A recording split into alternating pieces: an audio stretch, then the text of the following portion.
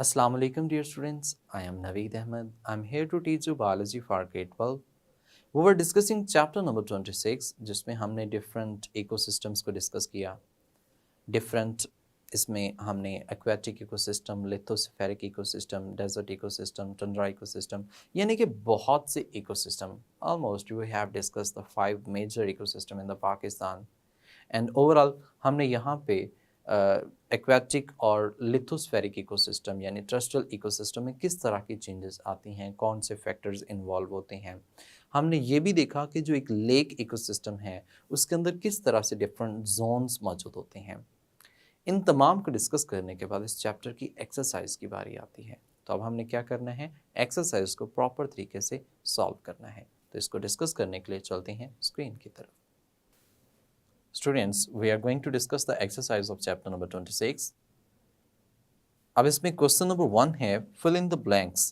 You know that there's a empty space, एक dash है मतलब खाली जगह है सेंटेंस के अंदर, हमने उसको appropriate word के साथ फुलफिल करना है. Point number 1, water is slower to heat and dash than air. यानी कि इसमें कहा यह गया है कि वाटर जो है इसको हीट करना स्लो होता है मतलब एज़ कम्पेयर टू एयर की बात करें या अदर कंपोनेंट्स की बात करें. एंड डैश देन एयर और स्लो टेम्परेचर देन एयर. यानी कि एयर की अगर निस्बत बात की जाए और बात की जाए वाटर की, तो इनका जो टेम्परेचर होता है वो भी आहिस्ता आहिस्ता चेंज होता है वाटर का एज़ कम्पेयर टू एयर की निस्बत देखा जाए तो. पॉइंट 2 है the distribution of life in lakes depends upon access to dash and to place for attachment. Student, यहाँ पे है कि distribution of life in lakes depend upon access to light, temperature, heat. यानी कि जिसे हम कह सकते हैं लाइट कहाँ तक पेनिट्रेट कर सकती है, कितना टेम्परेचर राइज कर सकती है, कितना उसमें हीट ला सकती है, इस पर डिपेंड करती है.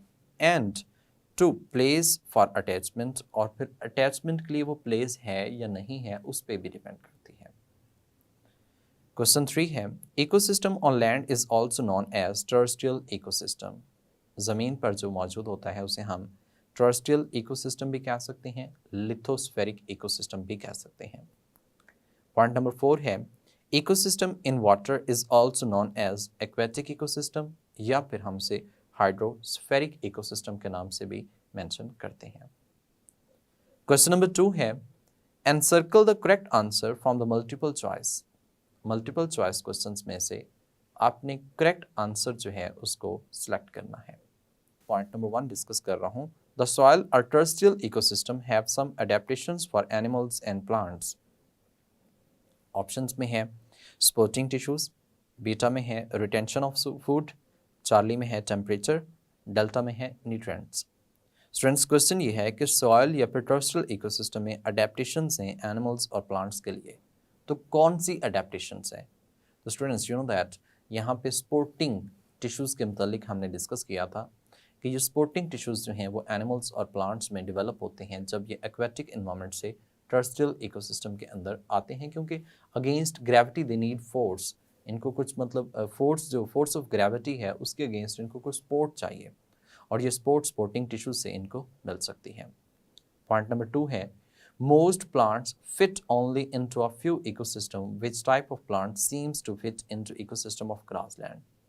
यानी कि क्वेश्चन ये है कि ज़्यादातर प्लांट्स जो हैं वो फ्यू इकोसिस्टम के अंदर फिट आते हैं plants, which type of plants जो हैं वो इकोसिस्टम ऑफ ग्रासलैंड में आते हैं. ऑप्शन में है ट्रीज, बीटा में है श्रब्स, चार्ली में है पीरियल हर्ब्स, डेल्टा में है एनुअल वीड्स. क्वेश्चन ये है कि ग्रासलैंड इकोसिस्टम में किस तरह के प्लांट्स होंगे, तो उसमें आंसर है पीरियल हर्ब्स. पीरियल हर्ब्स का मतलब ये जो है ओवरऑल सदाबहार हर्ब्स जिसे हम कहते हैं वहाँ पे मौजूद होती हैं. क्वेश्चन 3 है in which type of ecosystem is the smallest fraction of nutrients present into soil. अब स्मॉलेस्ट फ्रैक्शन ऑफ न्यूट्रिएंट्स किस में, कौन सी ज़मीन के अंदर मौजूद होता है. तो ऑप्शंस में है सवाना, बीटा में है टंड्रा, चार्ली में है ग्रासलैंड, डेल्टा में है डेजर्ट इकोसिस्टम.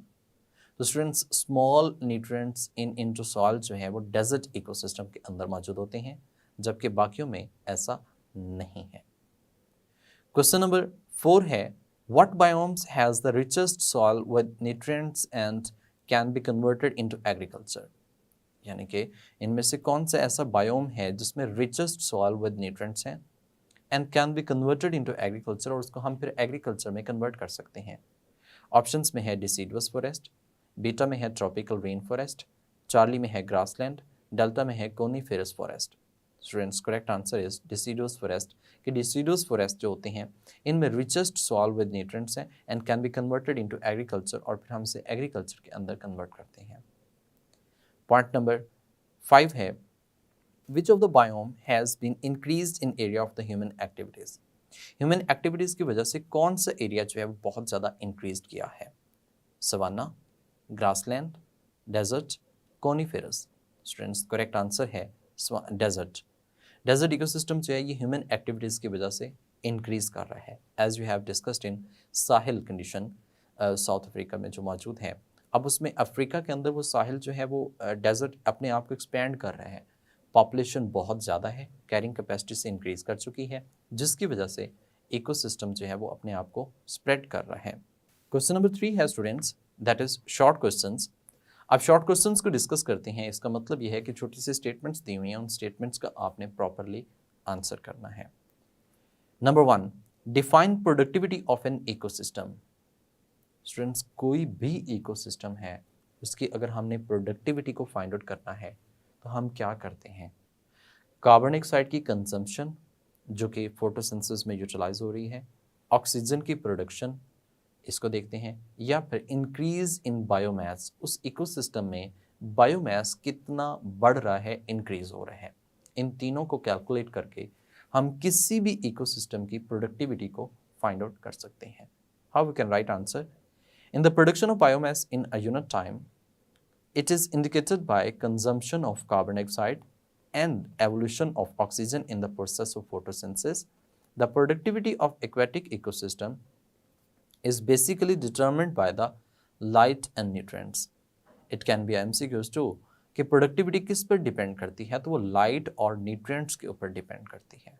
सो यहाँ पे हम करेक्टली आंसर लिख सकते हैं कि addition of biomass, consumption of carbon dioxide, evolution of oxygen इसके ऊपर बेस करती है। इसको हम कैलकुलेट करके प्रोडक्टिविटी को कैलकुलेट कर सकते हैं।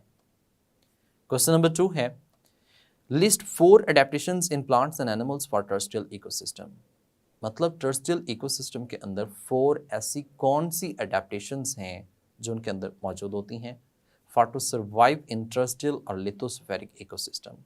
Number 1, they have developed sporting tissues in the form of vascular bundles. Plants में supporting tissues in the form of vascular bundles develop हो चुके हैं। Number 2, they have stomata for the absorption of carbon dioxide. Stomata मौजूद होते हैं जिसमें उन्होंने carbon dioxide को एब्जॉर्ब करना होता है। Number 3, they have roots for anchorage and absorption of water. Water और इसकी एब्जॉर्प्शन और एंकरेज के लिए इनके अंदर रूट्स मौजूद होती हैं। Number 4, they surface of leaves and stem is covered by wax. Leaves और स्टेम की जो सरफेस होती है वो वैक्स से कवर्ड होती है। It reduce the loss of water, ये वाटर लॉस ऑफ वाटर को भी क्या कर देते हैं, रिड्यूस कर देते हैं। स्टूडेंट्स, क्वेश्चन नंबर 3 है, इसमें यानी कि हमने 4 पॉइंट्स डिस्कस किए हैं जिसमें हमने ये कहा कि 4 adaptation in plants and animals for terrestrial ecosystem. Number 1 हमने कहा स्पोर्टिंग टिश्यू, नंबर 2 हमने कहा स्टोमेटा, नंबर 3 हमने कहा कि रूट्स हैं for anchorage and absorption of the water. Number 4 पे है हम कहते हैं surface of leaves and stem जो है वो वैक्स से कवर्ड होती है और लॉस ऑफ वाटर से उसको प्रिवेंट करती है। स्टूडेंट्स, आप एनिमल्स में भी डिस्कस कर सकते हैं। लाइक दैट एनिमल्स की अगर हम बात करते हैं तो एनिमल्स में जो स्पोर्ट के लिए क्या डेवलप हो चुका है, स्केलेटल सिस्टम है, जबकि वाटर लॉस के लिए हम जानते हैं कि हमारे अंदर ऑस्मो रेगुलेटरी मैकेनिज्म मौजूद है, होम्योस्टैटिक मैकेनिज्म। फिर हम ये भी कह सकते हैं कि उसमें किडनीज जो हैं वो हाईली डेवलप्ड हैं ऑर्गेनिजम्स के अंदर कि वो इस पर बेस कर सकती हैं। कुछ एनिमल्स ऐसे भी हैं जो कि डिहाइड्रेशन को बियर करते हैं एनहाइड्रोबायोसिस की कंडीशन में। हमारी बॉडी के ऊपर डेड सेल्स हैं जो कि वाटर को वाटर लॉस को प्रिवेंट करने में इन्वॉल्व होते हैं। तो डिफरेंट तरह से अडेप्टेशंस एनिमल्स में भी एग्जिस्ट कर सकती हैं। क्वेश्चन नंबर 3 है, name 3 zones in lake ecosystem. Students, lake ecosystem में कौन कौन से जोन्स हैं? वी नो दैट कि हमने लेक इकोसिस्टम को 3 जोन्स के अंदर डिवाइड किया हुआ है। पहला जोन है limnetic zone, littoral zone and profundal zone. Students you know that littoral zone जो होता है वो होता है किनारे के करीब, नियर शोर। लिम्नेटिक जोन ओपन वाटर में, अपर वाटर में मौजूद होता है, जबकि प्रोफंडल जोन जो होता है वो लोअर वाटर के अंदर एग्जिस्ट करता है, जहाँ पे लाइट एग्जिस्ट नहीं करती। स्टूडेंट जब आप शॉर्ट क्वेश्चन लिखते हैं तो आप तीनों को लिटिल बिट एक्सप्लेन भी साथ में ज़रूर करेंगे। क्वेश्चन नंबर 4 है, how many biomes are present in the world, name only 5 of them. दुनिया में कितने बायोम मौजूद हैं, उनमें से 5 के आपने नाम लिखने हैं। Students, you know that there is a major 6 major biomes, terrestrial biomes are existing in this world. Number 1, forest. Number 2, grassland ecosystem. Number 3, woodland. Number 4, shrubland. Number 5, semi-desert land. Number 6, desert land. तो there is a 6 major types जो हैं वो यहाँ पे हम biome की कहते हैं कि पूरी दुनिया में exist कर रही होती हैं। Question number 5 है, give the names of some major ecosystem on land in Pakistan. Pakistan की बात करें तो हमने कौन कौन से मेजर इकोसिस्टम्स को डिस्कस किया है। Number 1, temperate deciduous forest, coniferous alpine and boreal forest, जबकि ग्रासलैंड इकोसिस्टम, डेजर्ट इकोसिस्टम और same as tundra ecosystem. These are the different types of ecosystem which are present in Pakistan. We have discussed in detail कि ये कौन से हैं, किस तरह से, किन रीजन्स में मौजूद होते हैं, पाकिस्तान के अंदर कौन कौन से रीजन्स के अंदर एग्जिस्ट करते हैं, ये सब हम डिस्कस कर चुके हैं।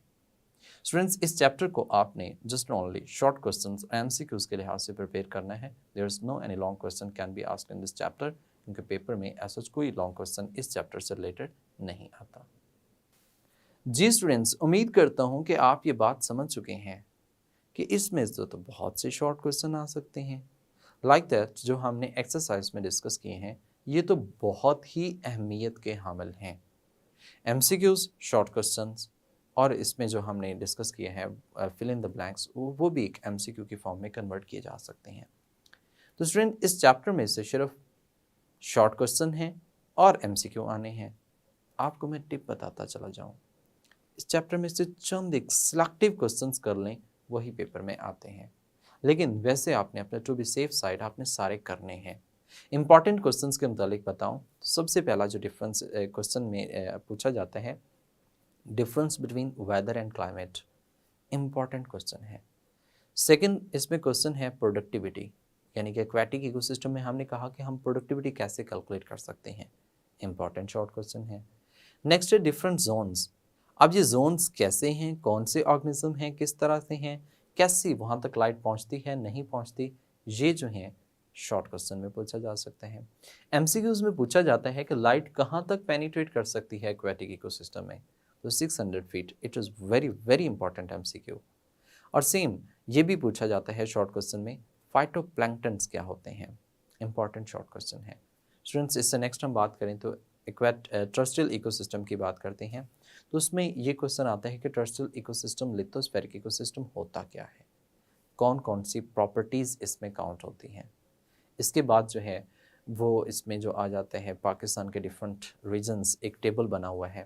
स्टूडेंट्स इस टेबल में जो बताया गया ना कि इन रीजन्स में ये रीजन्स मौजूद हैं, ये इकोसिस्टम मौजूद हैं, इसमें से तो हमेशा एक एमसीक्यू पिक करता है और शॉर्ट क्वेश्चन भी हो सकता है कि पाकिस्तान में जो 5 मेजर इकोसिस्टम है वो कौन से, उनका लिस्ट करें, जैसे कि हमने एक्सरसाइज में भी डिस्कस किया।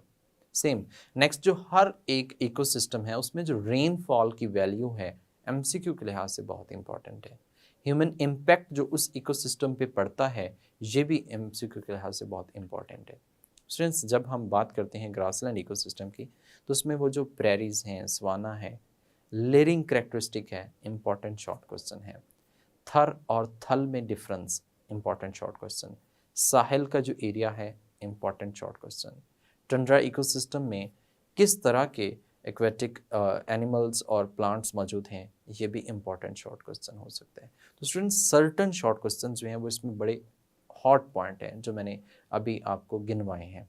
बाकी जो है उसमें नेम आ जाते हैं प्लांट्स के, एनिमल्स के, लिटिल बिट डिफ़िकल्ट, बट आप ट्राई करें, आप अंडरस्टैंड कर सकते हैं। लेकिन ये चंद एक शॉर्ट क्वेश्चन जो मैंने आपको एनलिस्ट किए हैं और जो एक्सरसाइज में है, ये मस्ट लाजमी है कि आपने इनको याद करना है और इन्हीं में से क्वेश्चंस मोस्टली पूछे जाते हैं।